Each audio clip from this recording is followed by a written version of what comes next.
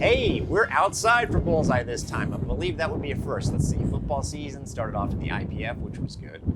Basketball, and we'll have one more basketball show down the road. We'll talk about the men's season that just wrapped up in a little bit. But yours truly, Darek Sharp, along with Caylee Cottrell and Jim Louk. First of all, Jim, I never got to say officially thank you for filling in the one time. Sure. It's a pretty fun gig we got going on here. Not bad. And we will get to baseball here in just a little bit. And as I'm just remembering, I move my hands a lot, so I'm going to sit on them right now. So we've got head coach Billy Mohl, and we'll get to the baseball squad in just a second. I know Jim Louk, you call the game on the TV side, I do on the radio side. There's a lot to talk about already. We're going to hear from Billy Mohl, along with one of his absolute leaders, Ben Rozenblum. We'll also talk about someone that plays baseball, but also on the side is a football player. And I know you guys can't wait to see this. Caylee Cottrell, you got to interview Bryce Archie about everything that he has going on. Oh, he's fantastic. You know, him being a multi-sport athlete is, you know, he's always loved both sports. And when he had that conversation this past year that he could do both, he said he called his dad, and his dad started crying and was so happy. So it was really fun to talk to him and, you know, hear about their schedules and coordinating this and that and taking a different flight and getting here and there. And he's also a health science major, which is a hefty major. So Unreal. Yeah, I don't know how he does it, but he's a good guy. One of the little things that have been going on with this team that we get to go into deeper here on the hour or so of BullsEYE. I know Jim, they just gave us this past weekend alone a lot of memories baseball, but they've been a fun team to watch and a winning record so far and off to a winning start in conference play, more importantly. I really like how they're made up, and last weekend was a perfect example. They have everything go wrong in game one of the series on Friday night. They lose 16-7. They're playing in rain the whole night, just the gloomiest night you can possibly imagine. They get out in game two, they come up with a win, they win game three, take 2 of 3, and it really showed a lot, I think, about the team.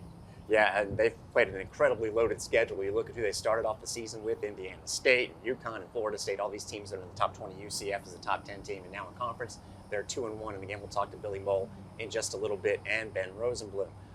You also got a chance recently throughout your travels around campus to meet some of the new members of the football coaching staff. So who are we looking at today? Yeah, so today another feature will be DeMarcus Dyke, DVD, with our cornerbacks, and he brings so much juice to the defense. He is so fun. I've been at practices all week too, and the guys love him, and he has so much energy and brings all the vibes. So he was a fun one to talk to, so I'm excited for that one coming up. We know that the spring football game is coming up, and I had a chance to just say hi to Coach Golish for a little bit yesterday. He's been hanging out a lot lately at the Yuengling Center. And before we get into the full-on baseball portion of the show, I wanted everybody's last thoughts on men's basketball. I know the ultimate goal is the NCAA tournament, but the way it worked out, to be able to, if you can't make the big one, go to UCF and win, and then get to have that one last home experience. I thought Sunday night, despite the final result, the Bulls lost 70-65, close game throughout against a really good VCU team.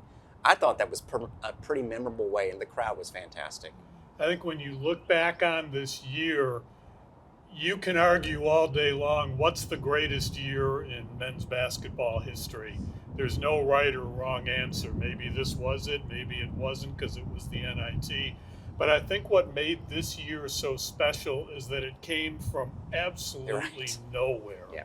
Nobody expected 25 wins. Nobody expected a 15-game winning streak.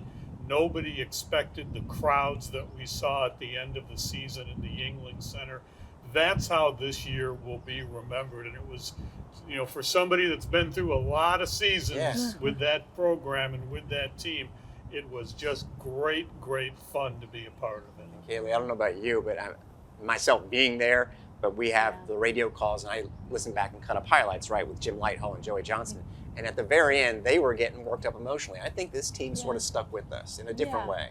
Absolutely. And even the connection that they've made with the fans and with campus, you know, that final game, seeing the line of students wrapped around the buildings was so cool. And that environment in there, and I'm just so proud of the guys. It's been very special for me, and I feel grateful to have experienced, you know, this season with them. And And Caylee, you've been here a couple of years. Jim and I just a few more years here and on this planet, and we all got to say thank you to that team one last time. And I know a lot of fans did. And what I really liked was it was not just a great crowd in the Slopeville Rodeo and everything that's been getting attention, but it was a basketball knowledgeable crowd, something that gets you excited about next year. But now we are in definitely baseball season, and we'll speak with the head coach of the Bulls baseball team, Billy Mohl, when BullsEYE continues. Darek Sharp with Jim Louk, and now joined by the head baseball coach, Billy Mohl. We've got him up from the dugout here on the Donaldson deck. We try to get it all spiffed up here for you with the indoor football facility in the background and the palm trees. And out of your usual realm, last time we talked, I think we had played one game, and now we're 24 games in, so we're not going to do a recap. But in general, a lot has happened this season. Bulls are on the right side of it as far as the winning record goes. How are things going so far from your point of view? You know, it's been good. There's been a lot of fight from our guys. We've obviously battled some adversity here lately with players in and out of the lineup due to injuries and stuff like that. But the next man up mentality, Stuart Puckett and those guys have done a good job of taking the baton and running with it. So it's off to a good start. Still got a lot of season left to go. Coach, you made some significant off-season moves, bringing Chris Cates and Alan Kunkel back, you working directly with the pitchers, commitment to small ball, stealing bases, getting bunts down, moving guys up. You're a couple dozen games in now. How has that worked out? Have you been pleased with the results? Yeah, I think offensively we're a little bit more dynamic. I actually pulled up the stats from a year ago when we were 21 games in, and we were hitting about 250 with 3 stolen bases. And you look forward to a year later, we had 44 stolen bases and we're hitting 280. So, you know, kudos to the coaching staff for getting those guys to buy in, but even more so the players for buying in and executing the things that we're asking of them. The stolen base numbers he just mentioned very casually already above last year's total. And of course, I'm sure you thought, like everybody going into this year, that Ben Rozenblum would be your steals leader. It's been amazing. But talk about your left fielder. I mean, first baseman, catcher, DH, and what he's done. I call him the Terminator. You know, there's nothing that stops him. You watch him play a game, he's getting hit all the time. He's getting banged up. But he's kind of our heartbeat in that dugout. If he goes, we go. The toughness he brings to the field every day, the passion he has wanting to win. You know, I'm glad he's back. He's a 5th-year senior, and I love watching him go out and do his thing every day. Something else. We're going to talk a lot about Bryce Archie on the show. There have been some two-sport athletes in the history of USF athletics. Not a lot of football, baseball. The guy that comes to mind, probably Otis Dixon back in the late 90s or so. So it doesn't happen very often. You've got to share him with football, especially this time of year with spring practice. But he looks better every time out there. Tell us a little bit about the manipulations you and Alex Golish have to go through to keep him busy in both sports. We're keeping him busy. There's no doubt about that. But, you know, he's the second football player I've had. You know, Tommy Eveld was the last one I had who, you know, he came from football. And, you know, Bryce is a little bit different. You know, it's been working with Coach Golish on this. I mean, the kid's performing on the field. For us, baseball-wise, Coach Golish thinks he's getting even better on the football field. So, you know, Bryce is just a special talent. I mean, to wake up out of bed and come out not playing for 2 years and to throw a ball 94 miles an hour, that's a God-given talent that you can't teach. And you've seen it as the year goes on. He's gotten better each outing. You know, he's a special talent, and I'm glad he's on our side. It's funny. I was speaking with Mike Lofton before a press conference of football the other day, and they're very impressed with what he's doing. What's been the reaction from the baseball player side of things? I'm sure they welcomed him. You know, the nice thing about getting a football guy, he brings that toughness right away. Like, you know, nothing phases Archie. You know, playing in front of 25,000 or playing in front of 2,000. He's already been in big moments, so he knows what that's like, and I think that rubs off on some of our guys to see a guy who hasn't played for 2 years. He comes in, he'll chug a cherry Coke and a Snickers bar and then go throw 94, 95 for 4 innings. I mean, you know, he just goes out and does the job, and that's what you want our guys to, you know, to be able to go do. As people are watching this, chugging their cherry Coke and Snickers bars and seeing if it works out for them. Well, now you're going on the road and you're keeping Bryce in the rotation. How are you going to get him where he needs to be with football practice? He's not always traveling with you guys. I try to get the private jet, but I don't have that kind of pull around here yet. But no. Bryce will practice with football on Friday, and then he will fly out later that afternoon once he's done with football, and he'll start on Saturday against Charlotte, and then he'll get the luxury of flying commercial back home with us on Saturday night. So he's going to get introduced to the real world when it comes to travel. Has he gotten a bus trip in yet, though? Because those are very special in baseball. Yeah, he's gotten a couple bus trips. Okay. Chris Cates, by the way, not just the assistant coach, but also the MC on the bus trips. You guys miss out on that, unfortunately. Let's talk about your Game 2 starter these days. Jack Siebert's been doing a great job, and I thought it was probably your most brilliant coaching move to finally get his bat in the lineup, as you did this last week. And might have been a snafu with the scoring card, but man, did it work out.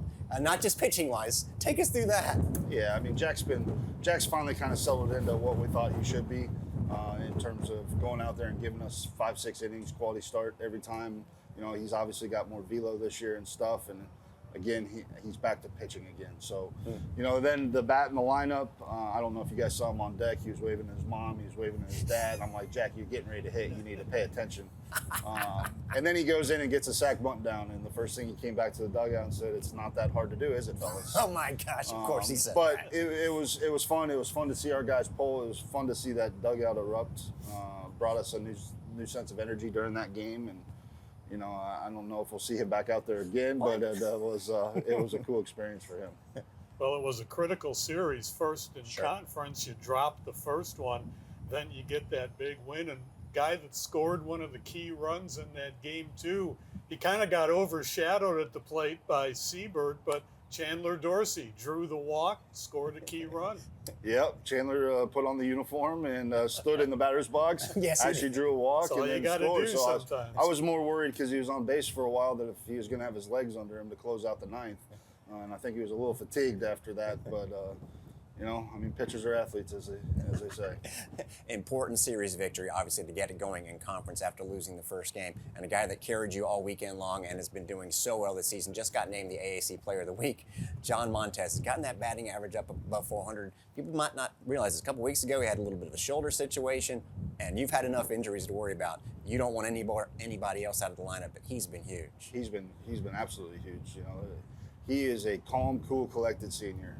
He kind of went through the battles of the draft and all that the pressure last year, and now he's just playing the game. He's a fun-loving kid. When he plays loose and free, he has success, and he's been able to maintain that, and that's going to be the key for him as the season continues and progresses. Is if he can just stay and be himself, and when he does that, he's a really good player. And you just mentioned the draft. I'm guessing that a little bit of the same thing is going on with Mr. Brutcher, who is just looking very relaxed up there, among the nation's leaders in walks, and of course can still hit the crud out of the ball. Yeah, I mean, Brutcher is a calm, cool senior right now. You know, he's drawing walks at an incredible rate. The knock went on him was always he struck out too much, and now he's giving quality. That's why he's in our leadoff spot. It's quality at bat after quality at bat after quality at bat. When you look at this team 24 games in, what has surprised you, pleased you? Are there any surprises, or is it unfolding kind of as you would expect, minus the injury stuff? There's been some surprises. You know, I'd have to say that Stuart Puckett coming in and hitting the way he has been hitting due to the injuries was very similar to Rafael Betancourt a year ago, where he didn't play 3-4 weeks into the season and then caught fire and played for us every single day. You know, I think Kyle Scrape on the mound's been a pleasant surprise for us, you know, coming in with not a whole lot of experience and to do what he's been doing for us. That's been huge. Austin Newton taking the next step from the freshman to the sophomore. You know, but we're still waiting. I'm still waiting for more surprises to come up because there's certain areas we still got to get better at. But so far, so good right now. I know baseball fans watching this, the Bulls, you just mentioned Betancourt's name and, of course, Bobby Bozer. Do you have any updates with them? Bozer, who had probably as amazing of a 3-game stretch as you could see with 5 homers and 17 RBI in 3 games. Yeah, Bozer's got his stitches out yesterday, so now it's just getting the strength back in the hand and everything else. Betancourt's kind of day-to-day. He's going to travel with us to Charlotte. We're still trying to rehab him. MRI results came back good. Now it's just getting the strength in that knee going, and you know, I'm going to wrap him in a bubble at some point because it's always something. But there's nobody that wants to be back on the field more than he does, and Bozer for that regard too. And there's guys playing through stuff also that fans may not know about because they're still able to get in the lineup most every day. But it's not just the guys that are out, it's the guys that are fighting through things. Yeah, I mean, our captain Rozenblum, I mean, he gets hit by a ball at least once a game, if not multiple times. Johnny Montez is dealing with a dislocation of his shoulder. Eric Snow's battling through a back injury. I mean, but they keep battling and they keep fighting, and you know, we're not the only team in the country going through it. So got to find a way. When we're watching stuff happen in games and there's all these moments, a lot of replays this past weekend, it's crazy. I want to go down and let you have people know what's going on down there. First of all, who decides it? Generally, it's the players right away doing the universal sign for replay. But you guys don't have a monitor down there, or do you? Well, so take us through like what the process is. You're just sort of sitting on your Normally hands. I'm watching and I'm locked in on it, but normally I just look at them and I give them a hint, what's going on, and they'll either go to it or they won't. If they don't go to it, then I don't bother with it, but if they do it, I'll challenge it.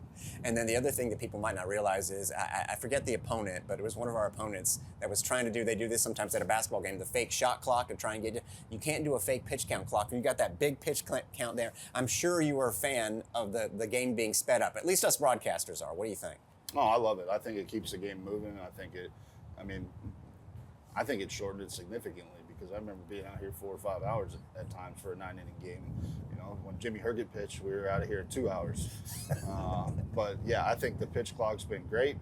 I have no issues with it. I think it keeps everything moving quite well, and we'll see what else they change.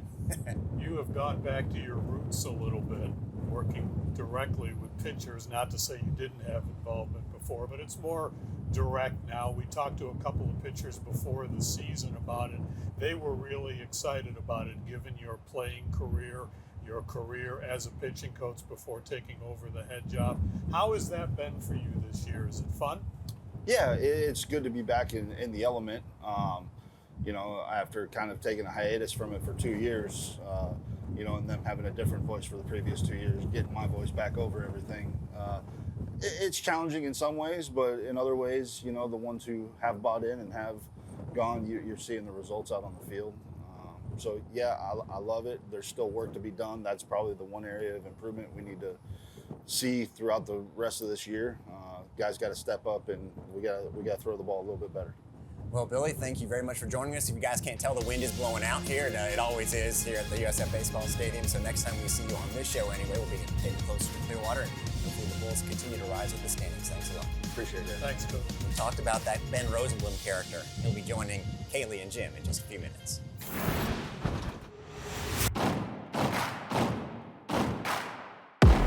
What's it like being a multi-sport athlete at USF?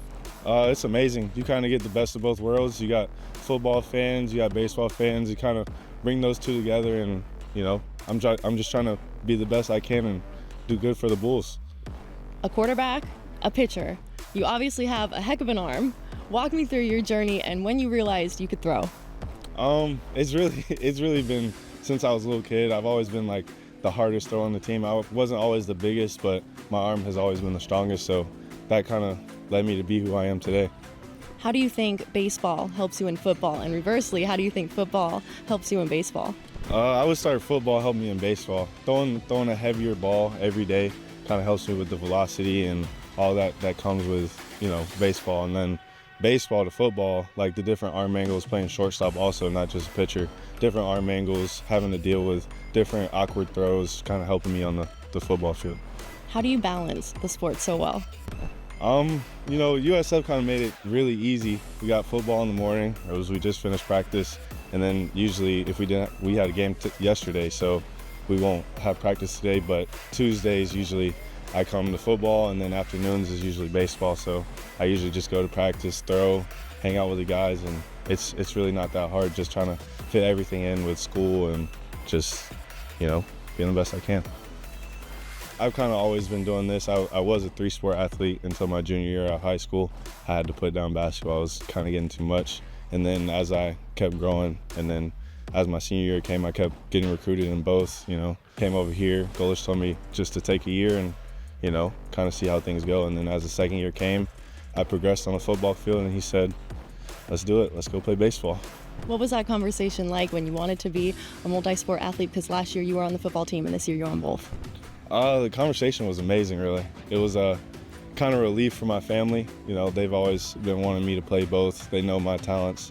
I can do on both football and baseball. So it was kind of relief and very exciting that I get to help the Bulls out.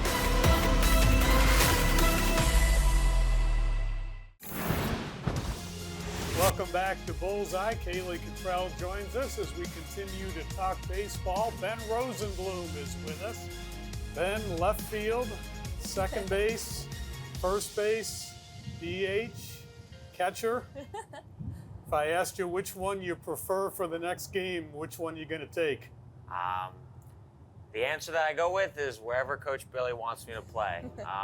I've been a versatile Swiss Army knife baseball player my whole life, so as long as I'm in the lineup, don't care which position I'm at. How challenging is it when you have to change midstream? You had a couple of games this past week where Matt got injured, couldn't continue, and you had to move in behind the plate from another position. It's such a different mindset to kind of hit that midstream's got to be a little challenging. Yeah, it's for sure different, but it's what all the training and preparation does. If you were to come out to a practice on any given day, you'll see me get reps in left field, in the infield, behind the dish, just kind of preparing for however I can help best this team. Your ability to step up is incredible. Is that a role you're comfortable in now because you always deliver? I appreciate you saying that. I just, from a young age, just always wanted to be the guy that was able to go help however the team needs. When I was 10, it was the first time I put on catcher's gear for the first time. I was the only kid that felt on my little league team was tough enough to go behind the plate. And I kind of told myself from there, if you can catch and you can be tough behind the plate, you can go play any position. It's interesting when you look at your season so far, all the different positions, but it's such a different philosophy offensively for this team this year. Last year was a station-to-station team, not a lot of stolen bases, not a lot of sacrifice bunts. What was your first thought when the coaches told you this year was going to be a little bit different? Well, the additions of Coach Kunkel and Coach Cates, they've been huge for the program and just our offensive approach. Just coming in and our whole goal, what they preach is the only stat that matters at the end of the game is we have more runs than the other team. Getting rid of the individual stats, the average, the extra base hits, all those things. At the end of the day, we want to have more runs than the other team. So we've worked incredibly hard on steals. I think we maybe had 3 stolen bases at this time last year, and now we're somewhere in the 40 or 50 range. And self shout out, I'm leading the team in that stat, catcher with stolen bases. But just working hard on that, working hard on being an efficient offense that can attack the opposing team in a bunch of different ways. Obviously, we have tremendous power on the team with some guys, Brutcher, Montez, guys that can put the ball over the fence, but we also have guys that can do it in different ways. A sack bunt, a hit and run, just playing, executing our offense in a way that we're just continually trying to put pressure and tack on runs against an opposing team. 11 steals, I'll give you the number, 11 out of 13.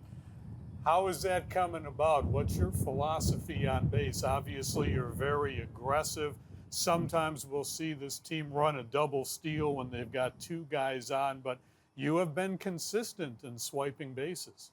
It just is credit to Brandon Roberts and our speed training in the gym, and then also just learning new ways to how to approach a stolen base. Pitchers pitch with different tendencies, they have different timings, and being able to adjust to different types of pitchers, so then you can get different sort of jumps. And the biggest thing is just our coaches talk about being unafraid to get thrown out. Sometimes in the past, guys have been nervous to swipe bags. We've been so wanting to keep pressure up, afraid to get thrown out, that guys will just not want to steal. And if there's anything about me is that I play the game unafraid. I'm not afraid to get hit by pitch. I'm not afraid to swipe a bag, and that's what I've gone about. We work on different types of jumps, different types of steals, which is little details, but just how we work on it every single day. And that's a testament to our coaching staff. It wasn't a big part of our game in years past, and they identified it as something that we wanted to be an important role in our game this year. So we work on steals, base running every single day, and it's just, and it shows in how we're playing. you talk about giving credit to your training. I know you're also a big CrossFit guy. What did that work in the off season look like for you and the team? Yeah, I was home all summer back in Boca, and I have I have an older brother who got big into the gym when I was in middle school, and if you've had any siblings or older brothers, you always want to be just as good, if not better than them.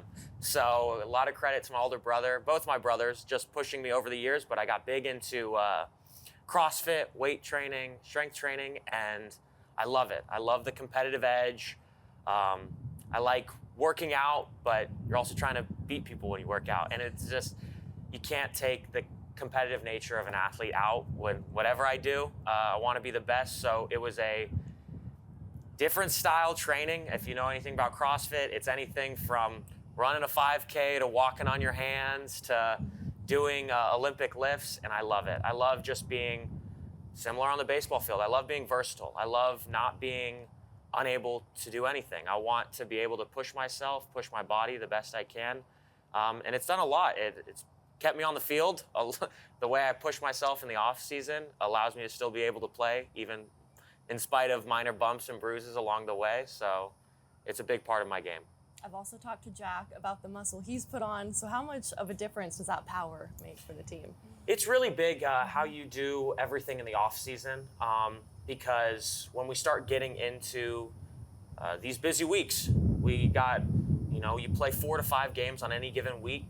How you set yourself up in the off season and just making sure you're pushing your body, pushing your limits in the fall affects your spring, because then it's just about maintenance and making sure that the work you put in the fall can keep you healthy through the spring. So it's a big part of both mine and Jack's and most of our team, the work that you put in, just the muscular endurance and stuff like that helps when, you start getting into, we're 25 games in, but once we start getting into, 40, 50 games and the season takes a toll on your body, just making sure that those lifts are just keeping your muscles active.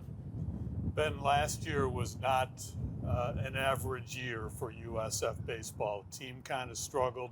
You were hurt for a while last year. Going into the offseason, you talk about the training and everything, but I know you and everybody on the team wanted to turn this thing around this year. What's the mindset in the offseason as you look back at last year and think, we got to get a little bit better? I think the coaching staff just set that from day one. Just with how we go about, we looked at our record last year, 21-39, and it's embedded in all of our brains. And it's not as we're going to look back and we're going to sulk or feel sorry for ourselves, but hey, we're acknowledging, we're learning that last year doesn't cut it for how we want USF athletics to be, for USF baseball to be. And we use that as a constant reminder for how we want things to be different this year. So when a lot of guys put that as their phone passwords for a little bit, or they left something as a screensaver, not to, just like I said, to use it as an opportunity like, hey, how we were last year, we're not going to let that happen again. So how guys went about it in the fall, just bringing in new staff, bringing in a lot of new players, we're going to change the culture here. We want to change the culture across the board. All of the athletics is appearing that way. Football did an absolutely great job, and basketball just coming off an incredible season. And that, the 3-sport mix, baseball, it's now our job. And it's not getting started from, game 1 on February 16th. No, we set that back in the fall, where we've had to work through a lot of different things. We've had to work through injuries. We've had to work through just the unexpected nature of baseball and athletics, but that we have goals this year, and just sticking to a new approach for how we do anything is how you do everything. And it's not taking reps off in the gym. It's not taking reps off when we're training on the field, and reps in BP. Everything is dedicated and focused so that when we need somebody to step up, they're ready. They're mentally and physically prepared because they've put in just as much work as the superstar guys on our team. You are catching Bryce Archie, and I'm curious what's that like. There's a guy with a world of talent, not a lot of reps, didn't pitch at Coastal Carolina, so this is his first meaningful pitching since high school. And Billy likes him so much that he's been in high leverage relief appearances. Now he's a weekend starter. What's it like catching him, getting through the difficult spots? I mean, Bryce, I've been fortunate to meet Bryce quickly, just kind of bring him in on the team, and he's just a competitor. He's an incredible athlete. He's an incredible talent, and he has that edge to him. Probably a lot of credit to just being a multi-sport athlete. And when you talk about being a versatile, myself playing different positions, well, he's playing 2 different high-level sports, and just that competitive edge to him. When he goes in those big spots, you see that he doesn't play with any sort of fear, and that's huge in the game of baseball. Stepping on the mound, and regardless of if you're going in up 10 or in a high-leverage bases-loaded spot where getting a punch-out, getting a ground-out is a big deal. He competes, he goes after it, and he just has quite the arm on him. So, I mean, he's been a great addition for our team. I've loved getting to know him. He brings a lot of really positive energy every day, but he also, you never see him feared or scared for the big moment. He loves it, and I take a guy like that on my team any day. Talking about our pitchers, the other day we saw Jack Siebert get on base, Yeah. Dorsey get on base. I mean, Yeah. how was that for you guys? I bet you guys were going nuts. I mean, it was awesome. Just seeing those guys, getting to see them. You can fact check me, but Jack Siebert didn't get a single hit all of high school. That's his first hit probably ever since maybe Little League. But, I mean, you saw the energy. If you got to be there, it was a really cool thing because that doesn't happen. If you are unfamiliar with baseball, pitchers, for the most part, 98% of them don't hit. So just seeing both of them get in the box, seeing the excitement in the dugout was huge. It wasn't a pretty game on Friday night. It was, whether it's weather or whatever, we had a tough loss on Friday. And just seeing that not affect us, going in there, playing with great energy. Jack did his job on the mound. Dorsey did their job on the mound. But we had fun seeing them in the box.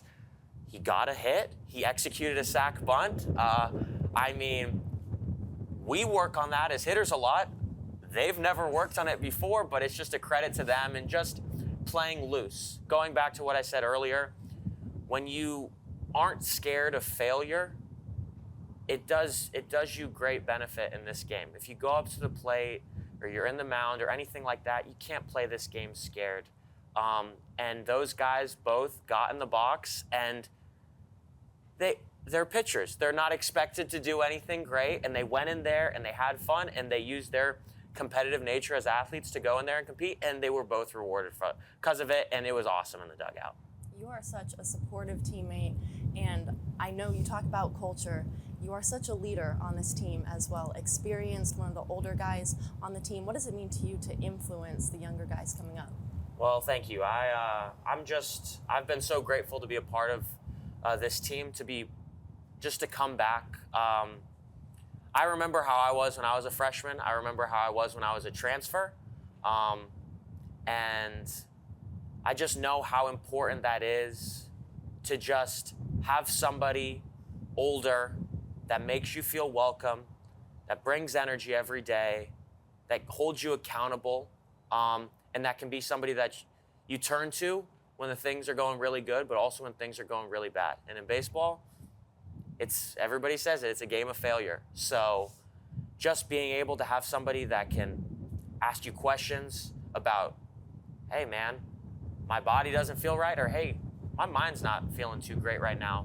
What can I do? And I want to be that guy so badly for my team, because I had that before, and I know how much that mattered to me when I was a new face at a place, or I was just going through a rough patch, going through a slump. And I've just been so grateful for Billy and the staff. I've known Coach Kunkel forever. He was my high school coach. So just being back with a lot of guys that I trust and that encourage me, that love on me, I want to be that same role model for my team.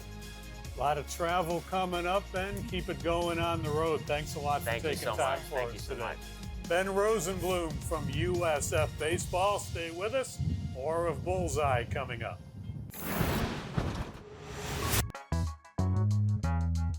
Coach, you are not new to Florida, but you are new to Tampa Bay, so I have to start off by asking how have you been enjoying it so far? You settling in okay? I'm loving it. I'm loving every bit of Tampa. It's a great city, great people here, and I got family in St. Pete, but it's not actually Tampa, but my sister went here, and I just think this place is awesome. The weather, the people, the football team, everything. I'm loving it here. Well, we're so happy to have you here. And before we get into your playing career and your coaching career, I want to talk about the fact that you were a multi-sport athlete in college with your background in football, your background in track, not to mention you played on both sides of the ball when you played football in high school. So how do you think that diversity has kind of shaped your overall approach to the game? I think it's helped me out just pretty much is how I look at recruits and things like that. 'Cause, I'm looking for guys. I'm looking for guys that ran track, it's the track background, basketball background, football background. Because I think when you do a lot of sports, it helps you become a great athlete overall.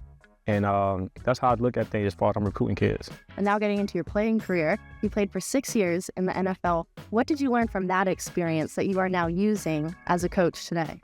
I think the biggest thing is pretty much just learning different schemes and just being in different areas, just being in Pittsburgh, being in Oakland, and being in Kansas City, being in Atlanta. I learned how to adjust to people. One of my favorite coaches in the NFL was Mike Tomlin. He was one of those guys that always was straightforward, kept it real with us and told us when we were doing wrong, we were doing right. And I try to kind of mimic him in some ways of how I coach my players. So I think that's how I pretty much kind of picked up playing the 6 years in the NFL and try to how I'm transition to my coaching career. With so much experience as a player and with 6 years of coaching under your belt, how do you use that to help you relate to the players that you coach today? Because, I try to tell those guys, look, I was once in your shoes and I was able to achieve my goals.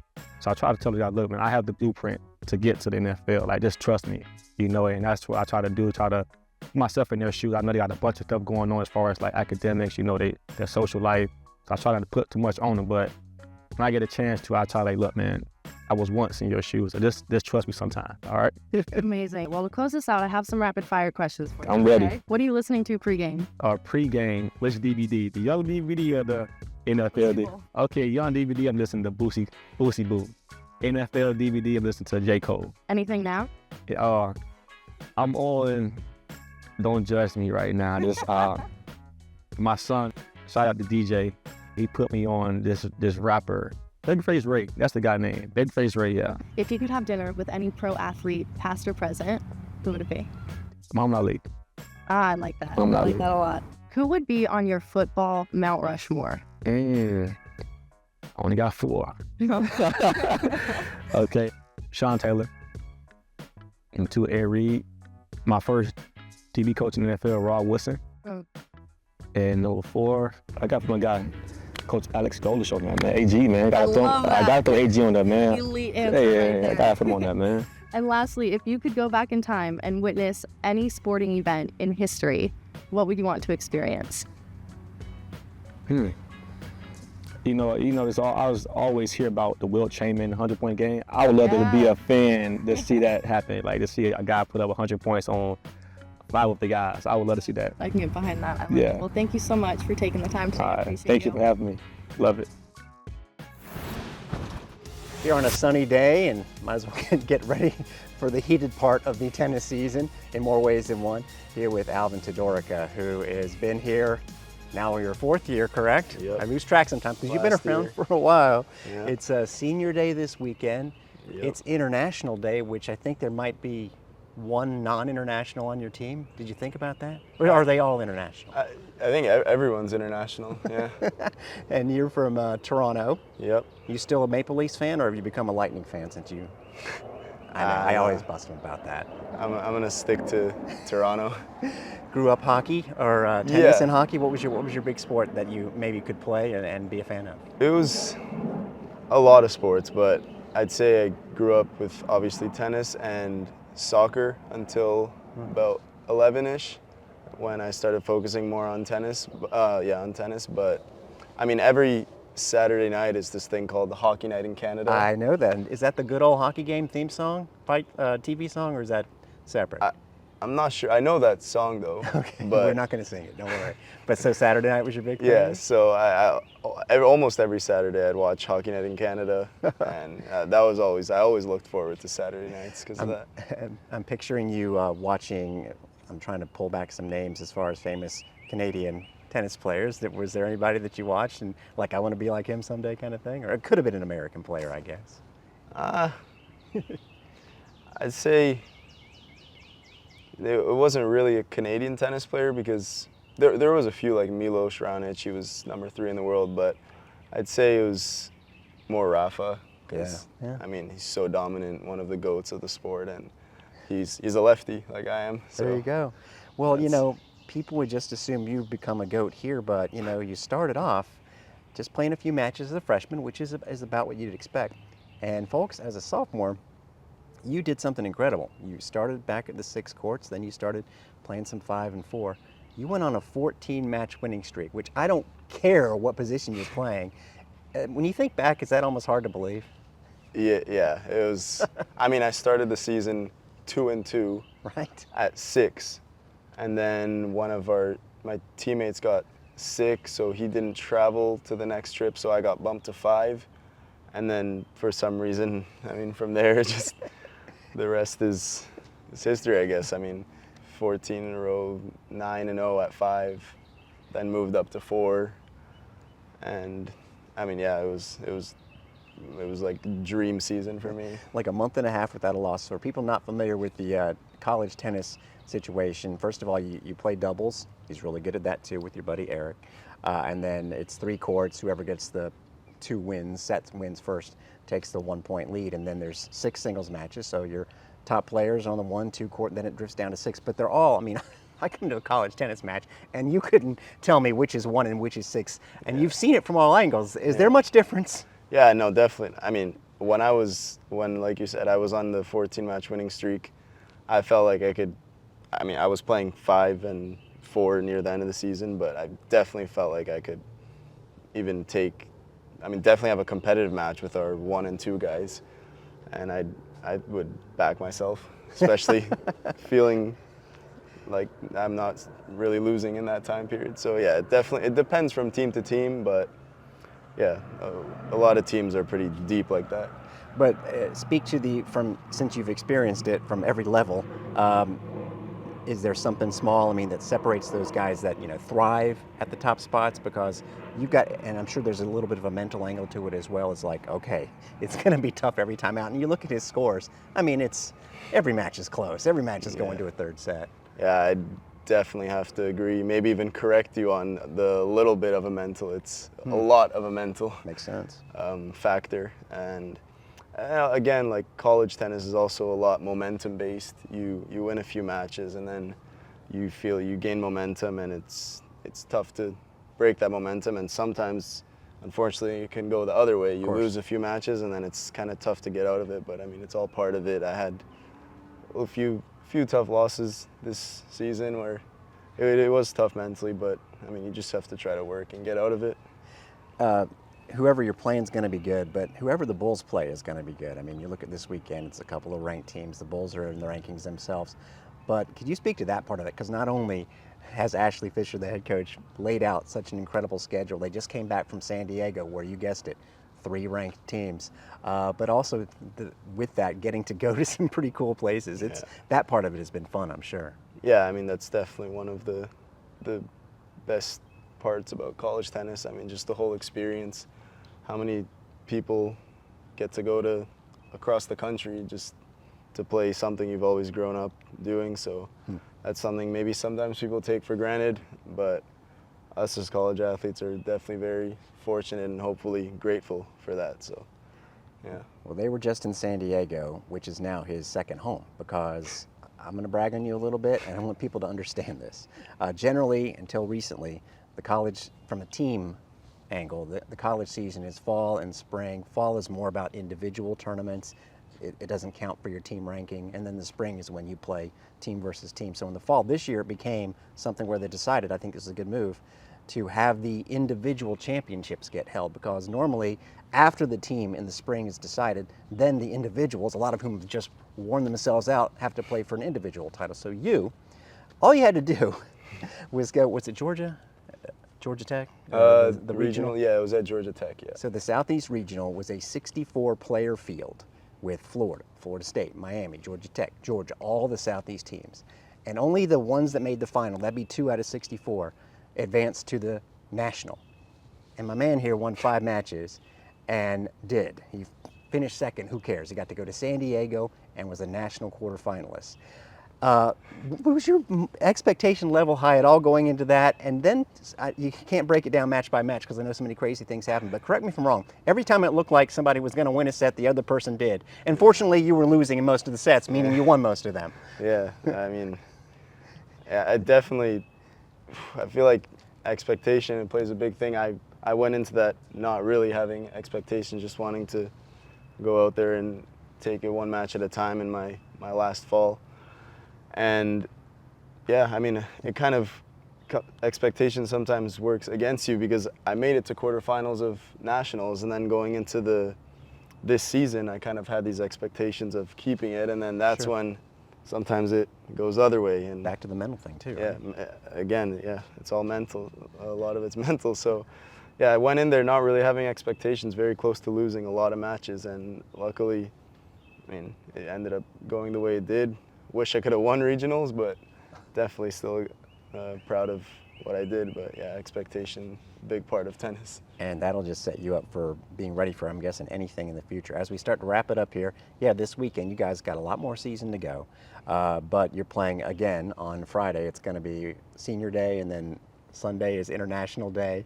How important are these 2 matches for you guys? I know just a little bit below 500, but obviously you're right there in all these very tough matches. Yeah, I mean, it's definitely very important for us as a team. My mom might be coming out as well, which makes it extra special. It's not confirmed, but it would be special if she comes. All the way from Canada? Yeah, they're gonna fly, not drive this time. I know we've done the drive a few times, but it's too crazy of a drive. So, but yeah, extra special for the team. Trying to make a push, get the ranking up, make the NCAA tournament. So, I mean, a lot of things special about this weekend, but we just try to go out and have fun, I guess. Well, you guys are fun to watch and fun to follow, and I really appreciate you sitting down. I know it's been a lot on your plate the last few months, and thanks for stopping by on BullsEYE. And by the way, if you're watching us on ESPN Plus, you can actually watch the match get streamed on Friday. I don't know if you do anything different with your hair. Your hair looks fine. Do you do anything different before a televised match? Nah, I don't even think about it. Well, I just made him think about it then. Darn it. Sorry about that. All right, forget it. Thanks for joining us. Thank you. Thanks for having me. We'll wrap up BullsEYE next. And as we wrap up here, what a great hour, in my humble opinion, of BullsEYE that was. The wind is blowing out on the baseball stadium, so I'm just really praying, as the guy that does radio on softball right behind us, if the wind's blowing right in my face. Actually, the softball team will be at home for a big series this weekend. Remember, it's Easter weekend, so everything's moved up Thursday, Friday, and Saturday, while the baseball team will be at Charlotte. And we look forward to talking about that on the radio side as I host the show Bull Speed on Bulls Unlimited. Hey, speaking of talking, great to see you catch up with not just Bryce, Archie, I always knew he could throw a fastball in the mid-90s, but DeMarcus Van Dyke. Any other assistant coaches on the football team you want to get us ready for next time around? Coach Jack Taylor coming up next, and then after him, I talked to Micah James. Both amazing coaches, amazing people, so they had good things to say. Excited for that. Excellent. And we talked about men's basketball already at the beginning of the show. I didn't want to leave off without mentioning the softball team. They're playing a very difficult schedule and off to a rough start in conference, but they're still right there in the national rankings. And we've got other teams that are nationally ranked. Jim, I know you know of the track and field team. They're 5th in the country right now based on their results so far. And the women's golf team, head coach Erica Brennan, what a treasure they are anyway. But now they are the highest ranked team on campus at 36 with another big time victory. There's a lot going on besides just baseball and football and basketball. Spring is a great time of year. We've got 9 more football practices leading up to the spring game. Lots of baseball and softball right here, and the conference tournament for baseball in May will be in Clearwater before we know it. So it's a lot of fun this time of year. No doubt. Women's tennis. We'll have, of course, we spoke with Alvin Tudorica. I want to mention the women's team as well. They just knocked off another top 50 team, and they have a good shot at the NCAA tournament. We love speaking about all of the sports here on Bulls. I want to thank all of our guests, from Billy and Ben to, of course, the folks that Caylee spoke to, as well as Alvin Tudorica of the men's tennis team. But that'll wrap it up. Jim Louk, who will be with us all spring long, along with Caylee Cottrell. I'm Darek Sharp. Thanks for checking us out on BullsEYE. Horns up.